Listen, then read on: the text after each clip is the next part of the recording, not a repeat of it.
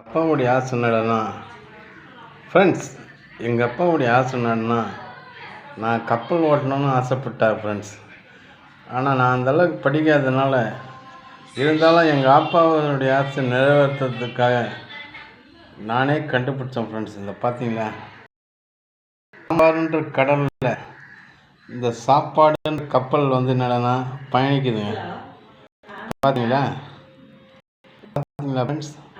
இந்த வீடியோ பிடிச்சிருந்தா லைக் பண்ணுங்கள் ஃப்ரெண்ட்ஸ், ஷேர் பண்ணுங்கள்.